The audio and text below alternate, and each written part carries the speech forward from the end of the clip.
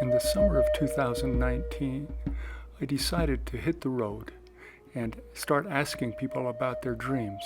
Little did I realize that I would find much more out about myself than I did the people that I was interviewing.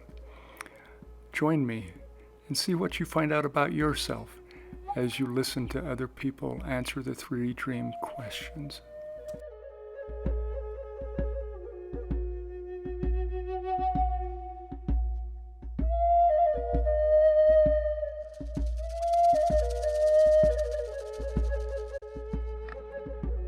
This is Dallin, and he's agreed to answer the 3 dream questions. Are you ready, Dallin? I'm ready. Okay, the first question is, what are your hopes and dreams? What are your visions? My hopes and dreams are, I haven't looked at too many other responses, but my hopes and dreams are just a little more of just peace in our communities and just civilly with each other. I think that's a pretty big part of, everyone, our inner selves wants to strive for. I know that, when I go out on a daily basis and sometimes you interact with people and you know that people have stresses in their lives and is along with you, so I try to treat people how I think I'd want to be treated. And you never know who's got the daughter who's in the hospital, and so you always just try to be respectful of people. And so my hopes and dreams are just like everybody can just, try to understand, that everybody's going through similar things as you are, at least, on a basis. So, where do you think that came from? The hopes? Have you had some experiences or? I think the older I get, I'm 40 years old right now, and so I think through my life, I was adopted, and I come from a Mexican Native American background, and part of my culture, we believe in a saying called Metakoye Oyase, which means all my relations, and it just doesn't refer to, your brothers and sisters and that sort of thing. It's more or less, just everything and anything around you. We are all created to be the same, even though we might elevate ourselves above each other. So I think going to the question, I think growing up, kind of learned that, there are things, there are the bullies out there, whether you're in grade school or whether you're an adult in the work world, there are those types of people, and so to me, it's like as you progress through life, as I'm sure some of the viewers might be watching this, it's more or less, we've all had struggles with that. We've all had inner bullies, or we've all had the bullies at school or in the workplace, and so I think, as we go through life, a big part of those hopes and dreams kind of stems from that. It's just to bring peace with everybody and realize, we all got problems, we all have fears, and that sort of thing. So, wow. And did you come about this did your parents or your adopted parents or somebody, or did you do this research yourself? You're talking about all our relatives. There's more or less life experience. I kind of grew up and I didn't always do the things that I probably should have done. As a matter of fact, I didn't. I've learned through mistakes just like everybody else, and my parents were really great parents. They gave me the things that I needed, the home, the shelter, that sort of thing. I think most of it came through just life experiences, had questions being adopted, like where did I come from? I obviously don't look like my parents, kind of thing. So I just wanted to have this feeling of being, accepted and wanted, and so going out there and discovering who I was, that was a huge part of it. Okay. Do you remember your dreams from when you were smaller, a young child or beyond?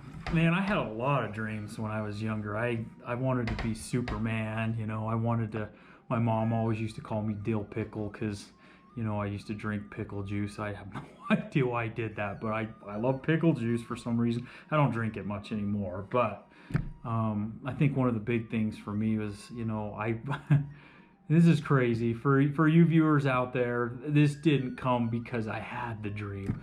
When I was a kid, I used to love trucks. I used to love playing in the sandbox with semis and construction tractors and trailers, and I was like, I want to be a truck driver when I grow up. And lo and behold, I'm a truck driver and I haul wood for a living. So, and that's kind of what I do.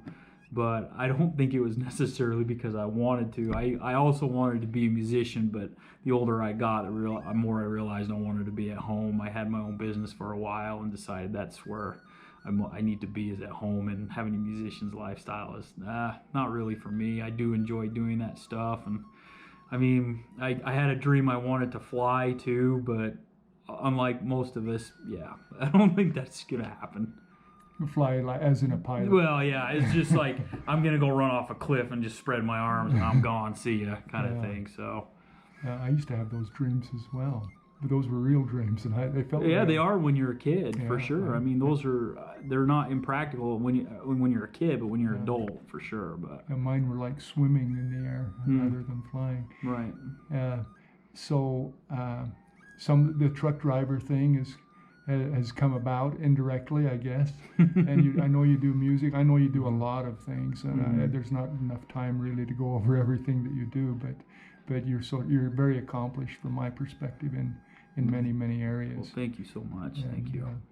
Now the question, the third question, the last question is, if you could go back to your 13-year-old self and whisper in your ear, or tell yourself something, and know that you would probably do it, what would you tell yourself? What would you tell that 13-year-old boy? Oh man, that question could go on for hours, but I think if I'm off the top of my head, I think one of the big things was just probably spend a little more time and just really focus on maybe where I really want to go.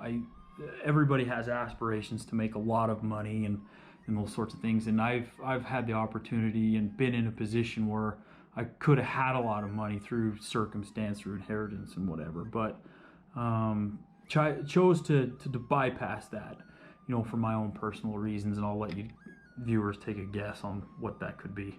Anyway, but if I were to tell my 13-year-old self, I'd just be like, have a little more courage. Don't be afraid to be the skin color you are. Don't worry about that. Go out and be you and be proud of who you are, because it took me a lot of years to be proud of who I am, and to accept the fact that, some things aren't going to change.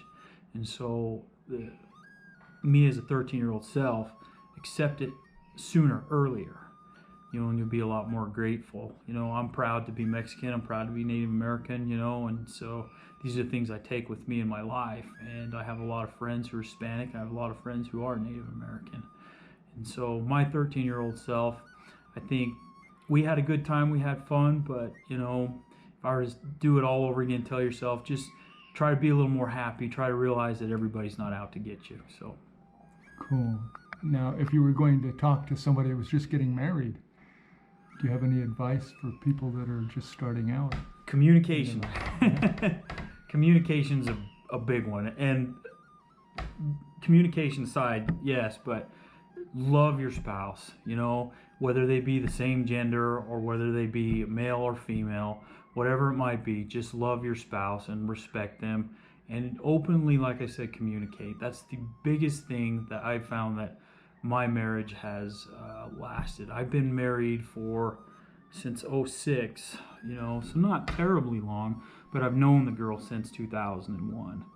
And communication was really lacked in our early days, and it suffered. We almost got in a divorce, and most marriages might see something like that, but we made efforts, and for some reason it survived, and because of it, I tell my wife exactly how I feel, and so does she, and we're very respectful. And the biggest thing I can say to newlyweds or people who are getting married, please don't say you. In your relationships, never say you. You this, you that. You try to make it us, how do we, make those things work like that, and try to involve that in your communication. Never make it one-sided, because you're a team. That was my phone. That's okay. That's a lot of my phone. One more question then. Is there anything else that's come to mind as you've been talking?